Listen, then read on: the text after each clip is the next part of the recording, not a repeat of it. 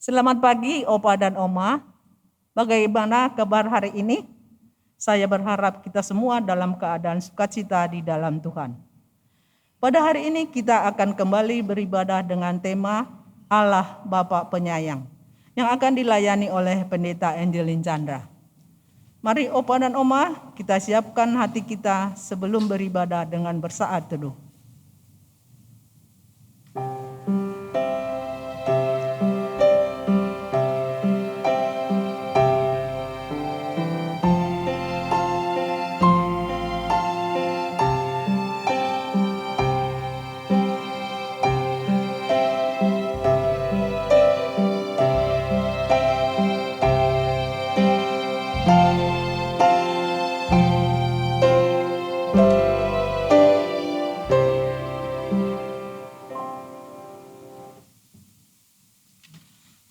Tuhan adalah penyayang dan pengasih, panjang sabar dan berlimpah kasih setia.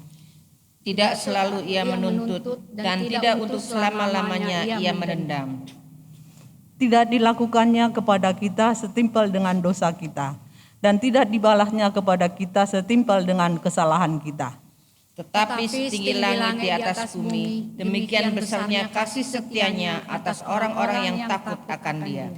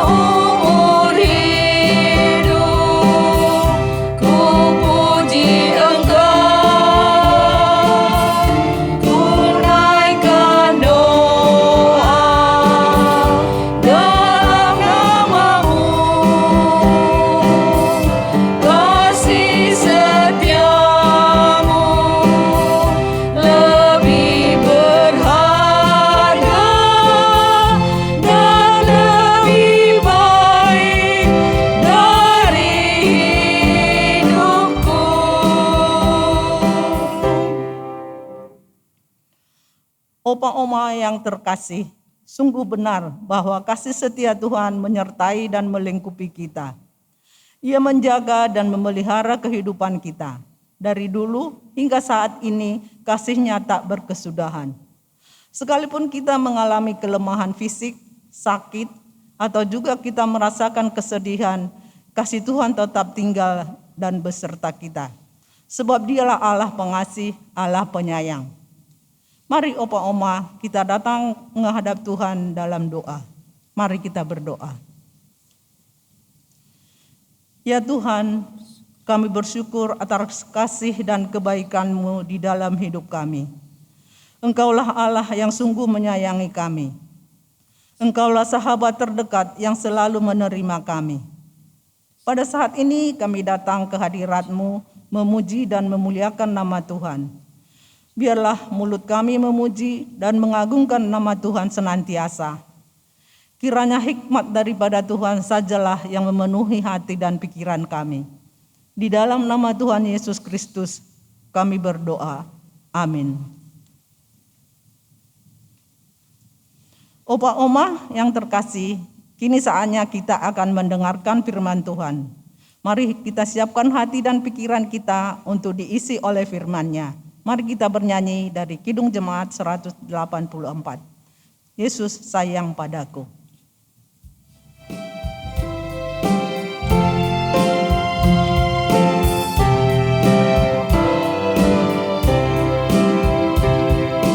Yesus sayang padaku.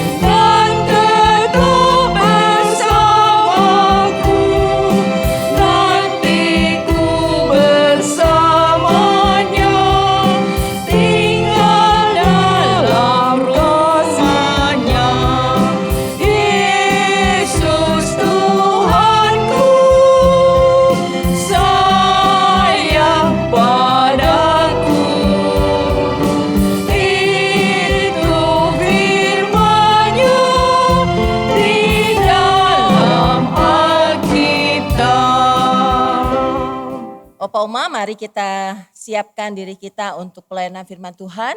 Kita tundukkan kepala, kita berdoa. Tuhan, kami datang ke hadapan-Mu pada saat ini. Kami bersyukur untuk kasih setia-Mu dalam kehidupan kami. Juga ketika hari ini kami boleh bersama-sama berkumpul, kami boleh bersama-sama belajar dari firman Tuhan. Bapa, tolong kami supaya firman yang akan kami baca dapat kami pahami dengan baik. Dan Tuhan tolong kami supaya firman itu juga boleh kami lakukan di dalam kehidupan kami. Menjadi pegangan bagi kami dalam menjalani kehidupan kami. Di dalam nama Kristus kami mau berdoa dan mengucap syukur. Amin. Pembacaan kita pada hari ini terambil dari 2 Samuel pasalnya yang ke-7. Ayat pertama sampai dengan ayatnya yang ke-17. 2 Samuel pasalnya yang ke-7. Ayat pertama sampai dengan ayatnya yang ke-17. Saya akan bacakan ya untuk Opa Oma semua. Ketika raja telah menetap di rumahnya dan Tuhan telah mengaruniakan keamanan kepadanya terhadap semua musuhnya di sekeliling, berkatalah raja kepada Nabi Natan, "Lihatlah, aku ini diam dalam rumah dari kayu aras, padahal tabut Allah diam di bawah tenda." Lalu berkatalah Natan kepada raja, "Baik, lakukanlah segala sesuatu yang dikandung hatimu sebab Tuhan menyertai engkau." Tetapi pada malam itu juga datanglah firman Tuhan kepada Natan demikian. "Pergilah, katakanlah kepada hambaku Daud, beginilah firman Tuhan. Masakan engkau yang mendirikan rumah bagiku untuk kudiami? Aku tidak pernah diam dalam rumah sejak aku menuntun orang Israel dari Mesir sampai hari ini. Tetapi aku selalu mengembara dalam kemah sebagai kediaman. Selama aku mengembara bersama-sama seluruh orang Israel, pernahkah aku mengucapkan firman kepada salah seorang hakim orang Israel yang kuperintahkan mengembalakan umatku Israel demikian? Mengapa kamu tidak mendirikan bagiku rumah dari kayu aras? Oleh sebab itu beginilah kau katakan kepada hambaku Daud, beginilah firman Tuhan semesta alam. Akulah yang mengambil engkau dari padang ketika mengiring kambing domba untuk menjadi raja atas umatku Israel. Aku telah menyertai engkau di segala tempat yang kau jalani dan telah menyelenyapkan segala musuhmu dari depanmu. Aku membuat besar namamu seperti nama orang-orang besar yang ada di bumi. Aku menentukan tempat bagi umatku Israel dan menanamkannya sehingga ia dapat diam di tempatnya sendiri dengan tidak lagi dikejutkan dan tidak pula ditindas oleh orang-orang lalim seperti dahulu. Sejak aku mengangkat hakim-hakim atas umatku Israel, aku mengaruniakan keamanan kepadamu daripada semua musuhmu. Juga diberitahukan Tuhan kepadamu, Tuhan akan memberikan keturunan kepadamu. Apabila umurmu sudah genap dan engkau telah mendapat perhentian bersama-sama dengan nenek moyangmu, maka aku akan membangkitkan keturunanmu yang kemudian anak kandungmu, dan aku akan mengokohkan kerajaannya. Dialah yang akan mendirikan rumah bagi namaku, dan aku akan mengokohkan tahta kerajaannya untuk selama-lamanya. Aku akan menjadi raja bapaknya dan ia akan menjadi anakku. Apabila ia melakukan kesalahan, maka aku akan menghukum dia dengan rotan yang dipakai orang dan dengan pukulan yang diberikan anak-anak manusia. Tetapi kasih setiaku tidak akan hilang daripadanya seperti yang kuhilangkan daripada Saul yang telah kujauhkan dari hadapanmu. Keluarga dan kerajaanmu akan kokoh untuk selama-lamanya di hadapanku. Tahtamu akan kokoh untuk selama-lamanya." Tepat seperti perkataan ini dan tepat seperti penglihatan ini, Natan berbicara kepada Daud. Sampai sedemikian pembacaan firman Tuhan. Yang berbahagia ialah kita mendengar firman Allah serta memeliharanya. Haleluya. Ya, Opa Oma yang dikasih Tuhan. Kalau ditanya nih sama kita sekalian saat ini. Kalau kita punya anak lebih dari satu. Oh, kalau saya mah anaknya cuma satu ya. Jadi gak bisa membuat perbandingan. Opa Oma ada yang punya anaknya lebih dari satu. Kira-kira kalau punya anak 2 nih misalnya atau 3 gitu ya, lebih dari 1. Anak yang mana yang menurut kita adalah anak yang paling baik menurut kita? Apakah anak yang seringkali membantah perkataan kita? Anak yang selalu nakal atau melakukan tindakan-tindakan yang membuat hati kita kesal? Atau anak yang kalau dibilangin nurut. Kalau dibilang jangan nakal ya, dia diam gitu ya. Jangan lari-lari, ya dianya nggak lari-lari, nggak naik-naik, nggak ngaco deh di rumah. Rumah jadi rapi, bersih. Kira-kira anak yang mana yang menurut kita adalah anak yang baik? Tadi saya bilang anak saya cuma satu itu ya. Jadi saya nggak bisa buat perbandingan nih. Nah, tapi kalau saya mau jujur, maka kita akan mengatakan anak yang baik adalah anak yang nurut sama kita. Ketika anak itu membantah perkataan kita, maka kita akan mengatakan dia nakal. Anak yang baik adalah anak yang dengar dengan apa yang kita katakan. Ini anak. Ya. Sekarang coba kalau kita pikir-pikir lagi, kita yang jadi anak, pastikan kita jadi anak dong ya. Kita punya orang tua. Menurut kita, orang tua yang baik itu orang tua yang seperti apa? Atau mungkin opa oma punya kenangan.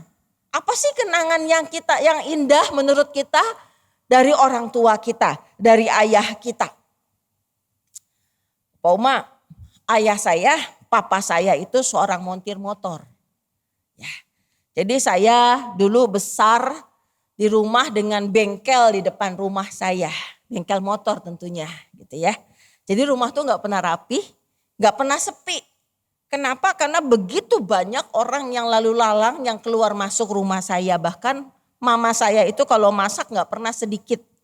Karena kadang-kadang orang datang ke rumah lalu ikut makan di rumah. Ya memang papa saya ini punya bengkel motor tapi motornya motor Harley Davidson. Ya, dan dia nggak menerima motor lain untuk diservis di tempat di rumah. Jadi hanya motor Harley Davidson. Maka apa yang terjadi? Banyak orang datang ke rumah membetulkan motornya atau kadang-kadang ikut bersama-sama dengan ayah, dengan papa saya membetulkan motor mereka. Jadi papa saya itu sangat gampang sekali memberikan ilmu, ngajarin anak-anak muda. Ini kalau motornya kayak gini, betulinnya begini. Dalam hati saya begini, si papa kok ya punya bengkel, tapi kemudian orangnya diajarin gimana cara ngebetulin motor. Ntar kan gak ke bengkel lagi dong ya, gak punya duit ya. Tetapi itulah ayah saya. Itulah ayah saya. Dengan Harley-nya dia kadang-kadang membuat berbagai macam modifikasi. Jadi di rumah saya itu ada motor Harley Davidson yang normal, biasa. Tapi ada yang bentuknya sespan. Sespan Bapak Ibu tahu. Yang ada pinggirannya, ada buat tempat duduk numpang di sebelahnya gitu ya, sespan.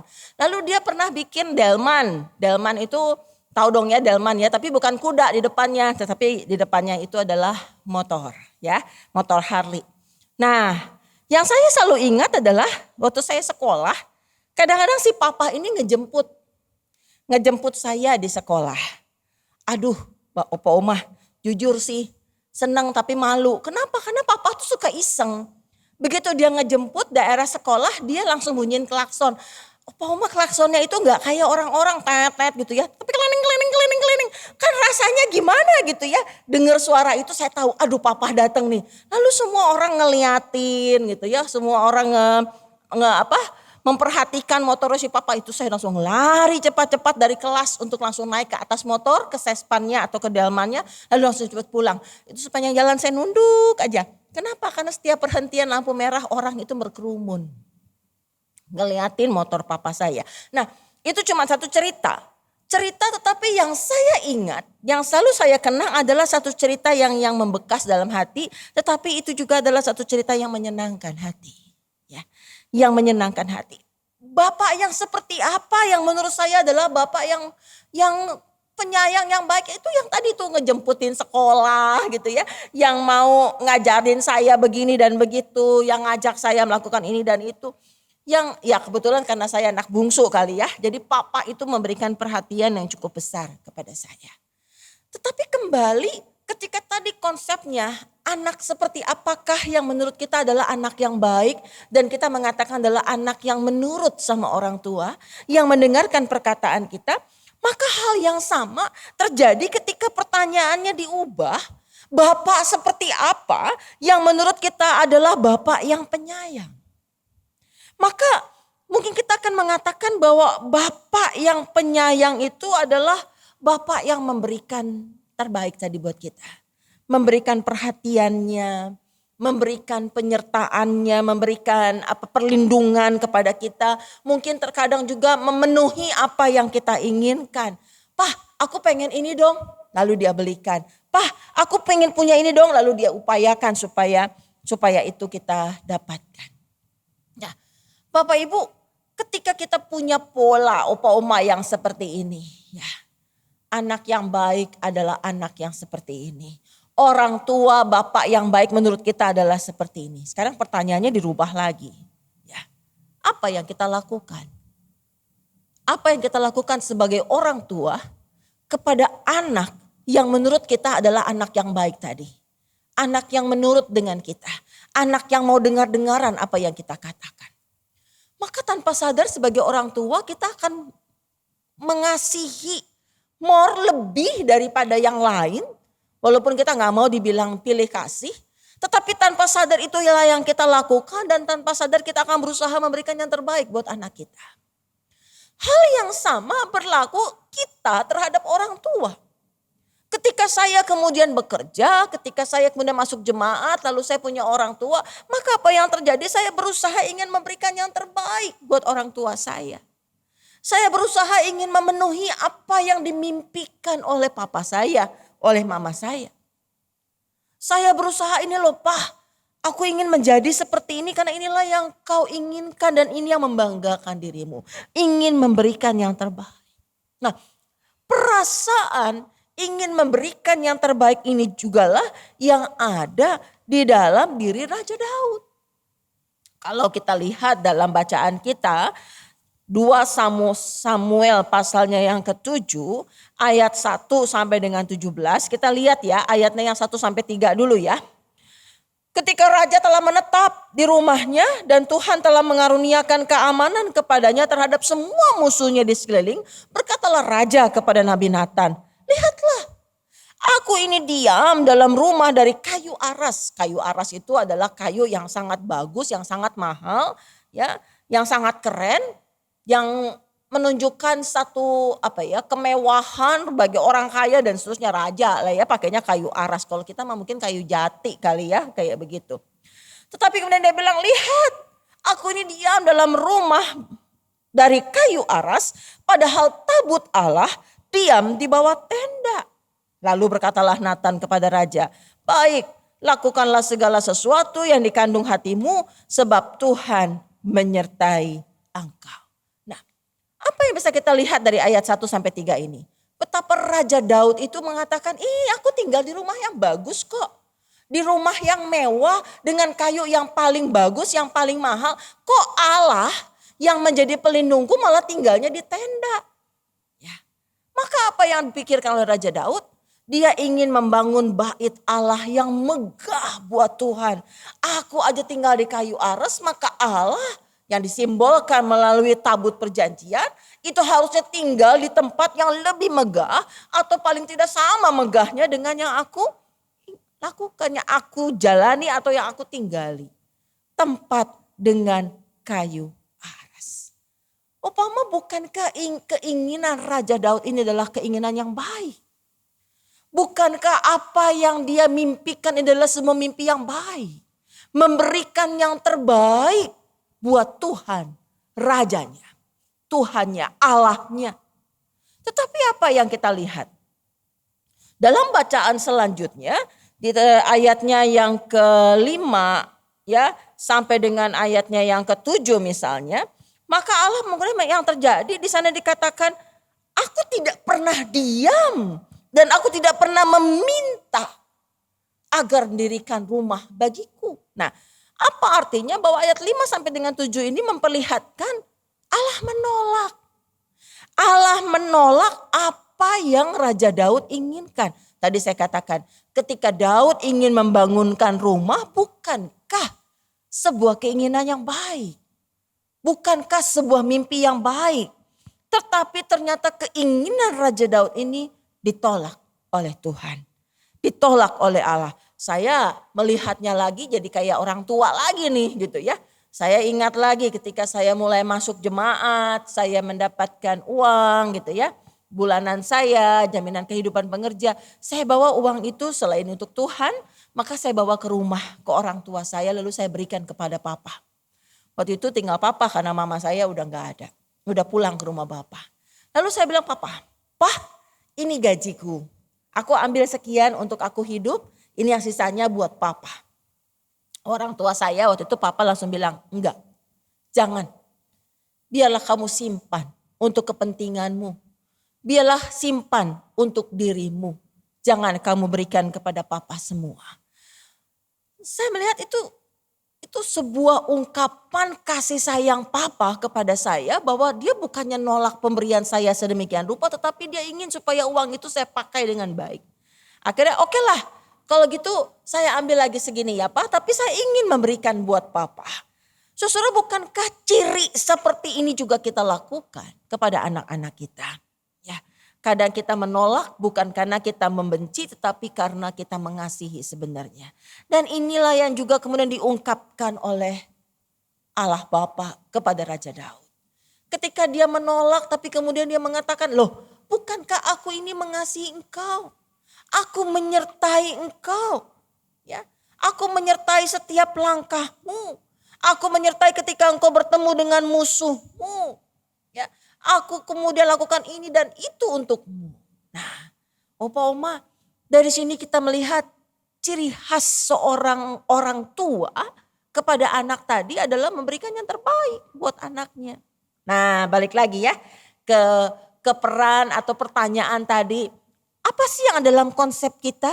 Apa yang ada dalam pikiran kita ketika kita mengatakan Bapa adalah Bapa yang penyayang, Bapa yang penuh dengan kasih. Tadi saya udah bilang. Kadang kita akan mengatakan orang tua yang baik, Bapa yang baik adalah Bapa yang tadi perhatian sama kita. Yang memberikan segala sesuatu, yang melindungi kita, yang menolong kita ketika kita jatuh. Orang tua yang selalu memberikan yang terbaik buat anak-anaknya. Nah, coba kita lihat ayat ke-14 dan ayatnya yang ke-15. Dari 2 Samuel pasal 7. Ya, ayat 14 dan ayatnya yang ke-15. Saya coba bacakan ya, Opa Oma ya. "Aku akan menjadi bapaknya dan ia akan menjadi anakku. Apabila ia melakukan kesalahan, maka aku akan menghukum dia dengan rotan yang dipakai orang dan dengan pukulan yang diberikan anak-anak manusia. Tetapi kasih setiaku tidak akan hilang daripadanya seperti yang kuhilangkan daripada Saul yang telah kujauhkan dari hadapanmu." Ya, ayat 14 ya. Dikatakan tadi, aku akan menjadi bapaknya dan ia akan menjadi anakku. Nah, Opa Oma, kalau kita doa nih, kita nyebut Tuhan kita ini sebagai apa nih? Kita kan bilangnya manggilnya Bapak juga ya. Bapak kami yang di sorga, itu doa Bapak kami kita. Nah, apa yang terjadi? Konsep Bapak Allah sebagai Bapak kita yang maha pengasih dan maha penyayang tadi. Ternyata kita berpikirnya tadi ya, bahwa Allah ini harus memenuhi segala keperluan kita. Bahwa Allah Bapak ini kan dia penyayang. Kalau dia penyayang, dia akan selalu memberikan apa yang kita inginkan. Bukan yang kita butuhkan ya Opa Oma. Karena ternyata apa yang dibutuhkan dengan diinginkan itu berbeda. Ya, Allah Bapa yang penyayang ini akan memberikan apa yang kita butuhkan. Tetapi kita seringkali minta Bapa memenuhi apa yang kita inginkan. Nah, di sini kita harus melihat bahwa ternyata Bapa yang penyayang itu tidak selalu memenuhi apapun yang kita inginkan. Tetapi terlebih lagi bahkan dikatakan selanjutnya, apabila ia melakukan kesalahan, maka aku akan menghukum dia dengan rotan yang dipakai orang, dengan pukulan yang diberikan anak-anak manusia. Wis, ternyata Bapak yang penyayang ini juga bisa memukul kita dengan rotan loh ya, Opa Oma. Nah, apa yang kita lihat bahwa ketika Allah Bapa yang penyayang ini memukul kita dengan rotan, itu gak asal sembarangan mukul. Kita gak mungkin sebagai orang tua tiba-tiba pulang ke rumah, kemudian anak kita yang gak kenapa-napa lalu kita ambil rotan dan kita pukulin anak kita. Gak mungkin. Orang tua, saya lagi bicara orang tua bener nih ya, orang tua yang normal ya, Oma. Itu gak akan terjadi. Tapi kenapa kita memukul orang anak kita? Saya seumur-umur menjadi orang tua, masih menjadi orang tua ya. Kalau tanya Irin itu pernah saya pukul gak? Pernah. Pernah. Apakah setiap hari saya pukul dia? Tidak. Seumur hidup dia, sampai detik ini saya hanya pernah pukul dia 1 kali. Ketika saya pukul dia menangis, saya ikut menangis bersama dengan dia. Ya, saya ikut menangis. Lalu saya bilang, Iren, kamu kelewatan. Ya, kamu nakalnya kelewatan. Kamu melakukan tindakan yang sangat tidak baik. Maka mami sudah kasih tahu kamu, sekali 2 kali kamu tidak dengar, maka terpaksa tangan atau rotan ini berbicara dan memukul bagi tubuh. Dan dia menangis, saya pun ikut menangis. Dan saya bilang, minta maaf, mami terpaksa memukul kamu karena kamu sudah kelewatan. Opa Oma, kenapa saya ikut menangis? Karena hati saya pedih. Ketika saya harus melakukan sebuah tindakan kekerasan, ketika saya harus merotan, ketika saya harus memukul anak saya tidak akan melakukan itu tiba-tiba. Irin gak melakukan kesalahan apapun, tiba-tiba saya pukul. Gak mungkin. Ketika dia melakukan kesalahan, maka dia kemudian akan dihukum. Nah, konsep ini kemudian kalau kita lihat dengan tadi 2 Samuel pasalnya 7 ayat 14. Apabila ia melakukan kesalahan, maka aku akan menghukum dia dengan rotan yang dipakai orang. Rotan yang dipakai orang, bukan rotan yang Tuhan pakai. Kenapa? Karena kalau Tuhan pakai, Tuhan merotan kita, habislah kita gitu ya. Tetapi rotan yang dipakai orang dan dengan pukulan yang diberikan anak-anak manusia. Dengan tegas Allah mengatakan rotan yang dipakai orang dan dipukul dengan pukulan anak manusia. Karena kalau pakai tenaganya Allah, Tuhan, begitu gak usah pakai dipukul kali ya. Di was gini aja kita mungkin hilang semua nih gitu ya. Tapi dia akan memukul dengan kekuatan anak manusia. Anak-anak manusia dengan rotan manusia. Tetapi ketika dia lakukan itu, ketika Allah Bapa yang melakukan hukuman rotan tadi, pukulan tadi, dasarnya bukan karena benci. Sekali lagi Opa Oma, ketika Tuhan merotan kita, ketika Tuhan memukul kita, itu satu, kita melakukan kesalahan. Kedua, dasarnya bukan karena benci, tetapi karena Tuhan mengasihi kita. Kenapa saya pukul Iren? Karena saya ingin dia menjadi anak yang baik. Saya ingin dia belajar dari kesalahan yang dia buat. Tidak semena-mena saya memukulnya. Ada sebuah harapan, ada sebuah didikan yang diberikan di balik setiap pukulan yang Tuhan berikan. Maka ketika kita memahami Bapa sebagai penyayang tadi, bukan berarti Bapa yang penyayang ini akan memberikan seluruh apapun yang kita inginkan. Tetapi Bapa yang penyayang, dia akan mendidik kita. Dia akan mendidik kita menjadi lebih baik. Dia akan mendidik kita untuk supaya kita boleh bertumbuh. Bapa yang baik akan menolong kita menjadi dewasa. Menolong kita menjadi kuat. Berjuang sedemikian rupa untuk mengejar impian kita. Untuk mendapatkan apa yang kita inginkan dengan tenaga kita. Tapi tentunya dengan berkat dari Tuhan. Maka dari sini Opa Oma kita boleh belajar. Taruh dalam hati kita, dalam pikiran kita bahwa Allah kita adalah Bapa yang maha pengasih dan maha penyayang. Dia akan menolong kita menjalani kehidupan ini. Menyertai kita, menuntun kita. Mungkin memegang tangan kita di dalam menjalani kehidupan. Tapi ingat, ketika kita melakukan kesalahan, Bapa yang penyayang ini juga mungkin akan merotan kita. Mungkin dia akan memukul kita. Ketika pukulan itu diberikan, bukan karena Bapa kita benci kita, tapi justru karena Allah Bapa mengasihi kita, menyayangi kita. Mari kita belajar untuk menjadi lebih baik di depan sana. Tuhan menolong kita semua. Amin.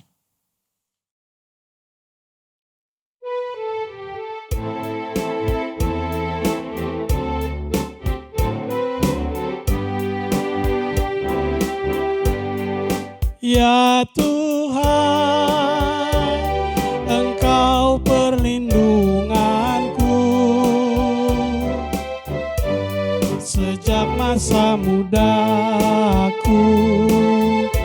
Engkaulah harapanku sejak dari kandungan.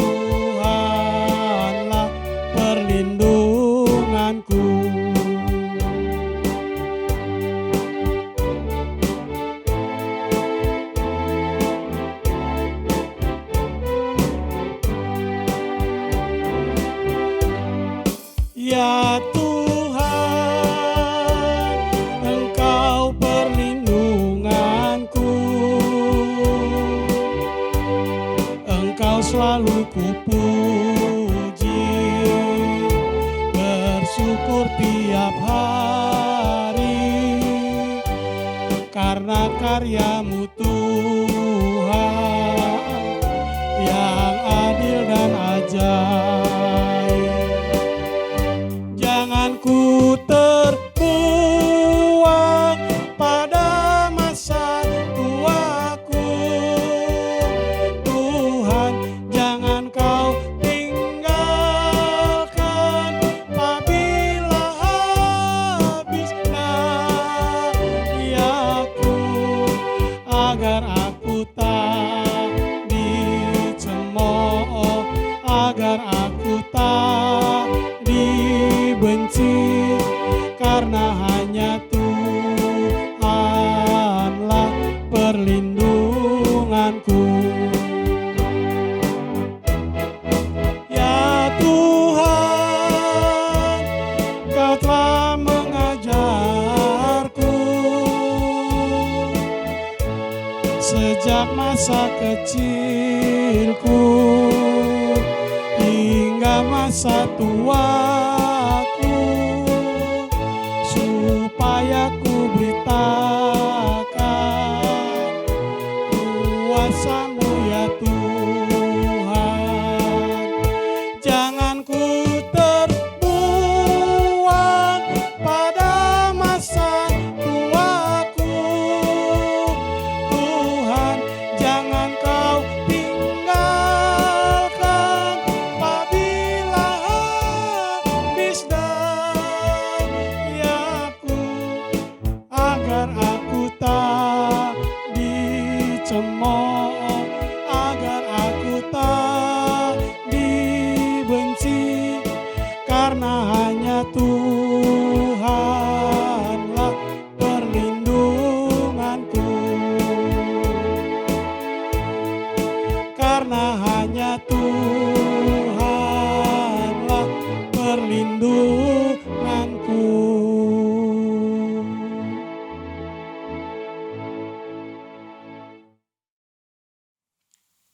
Mari Opa Oma, kita mau tundukkan kepala kita mau menaikkan doa syafaat kita kepada Tuhan.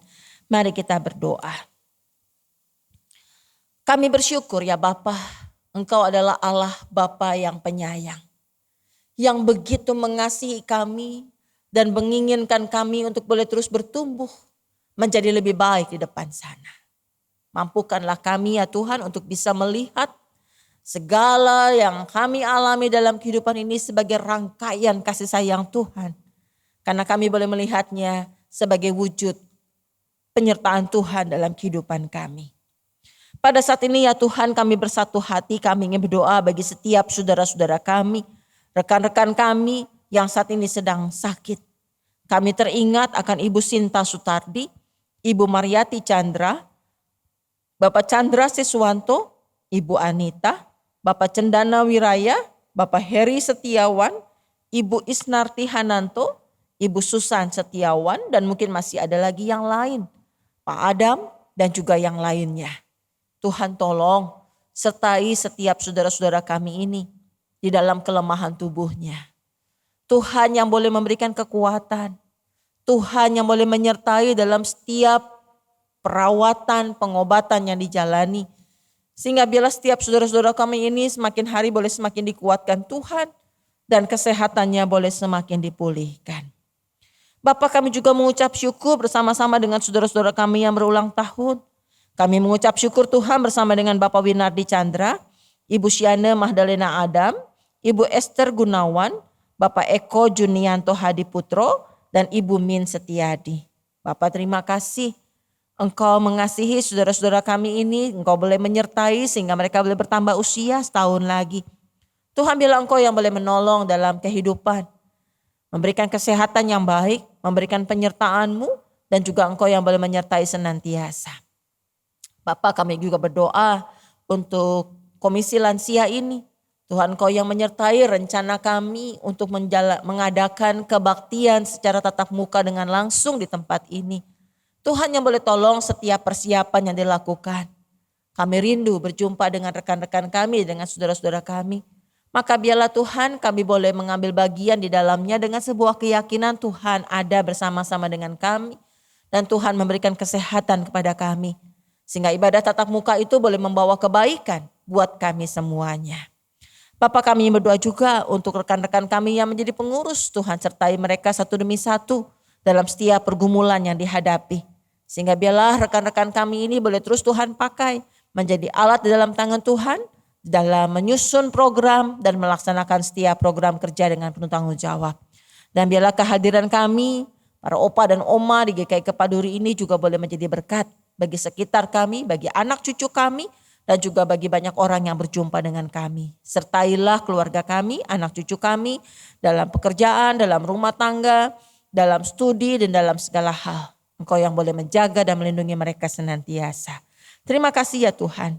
Kami naikkan doa kami yang jauh dari sempurna ini, dalam nama Tuhan kami Yesus Kristus.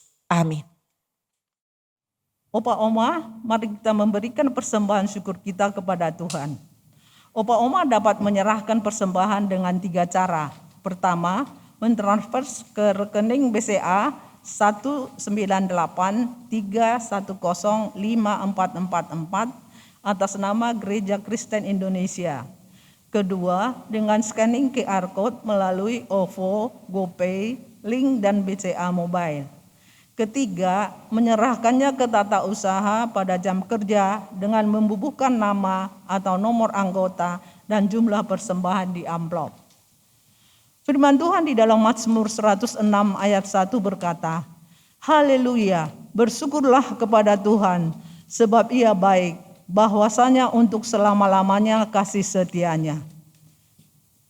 Kita akan memuji Tuhan dari Kidung Jemaat 288 ayat 3, 1, 3, dan 5.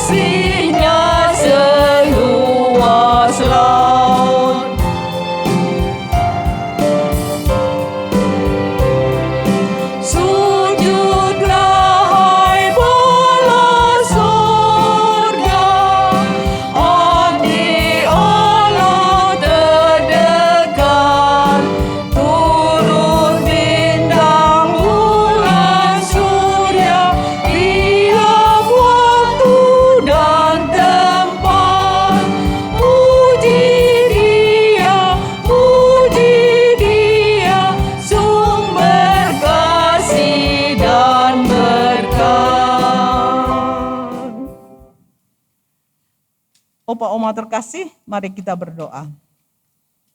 Ya Tuhan Allah penyayang, kami bersyukur atas setiap berkat yang Engkau limpahkan. Saat ini kami datang ke hadapan-Mu membawa persembahan syukur. Terimalah ya Tuhan. Ajarlah kami untuk hidup bersyukur atas berkat yang Tuhan berikan dalam hidup sehari-hari. Serta mampukan kami juga untuk menjadi saluran berkat bagi sesama. Di dalam nama Tuhan Yesus kami berdoa. Amin.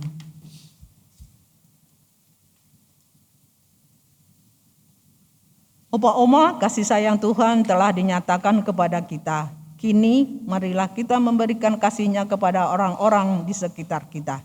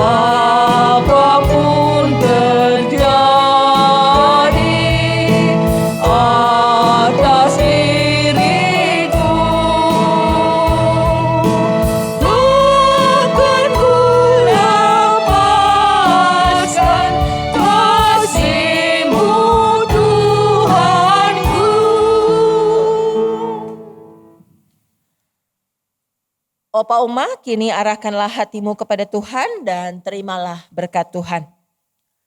Anugerah dan kasih sayang dari Allah Bapa, Tuhan Yesus Kristus dan Roh Kudus senantiasa mengiringmu serta memampukanmu untuk menjadi saluran kasih dan kebaikan bagi sesama dari sekarang sampai selama-lamanya. Amin. Terima kasih.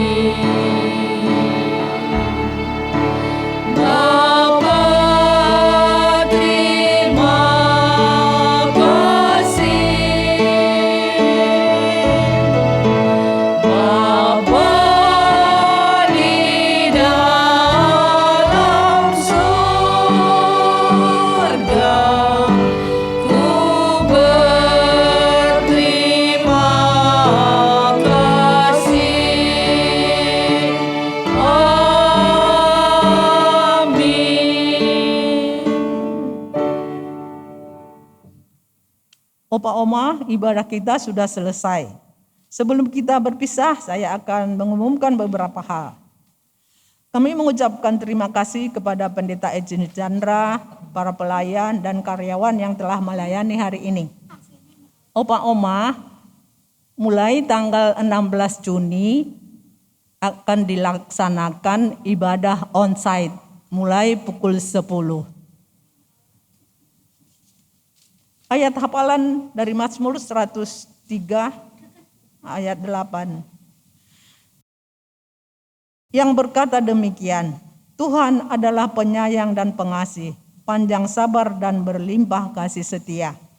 Sekali lagi, Tuhan adalah penyayang dan pengasih, panjang sabar dan berlimpah kasih setia. Opa Oma, ibadah kita sudah selesai. Kami berdoa kiranya Opa Oma tetap diberkati Tuhan dengan kesehatan dan sukacita. Sampai jumpa, Tuhan memberkati.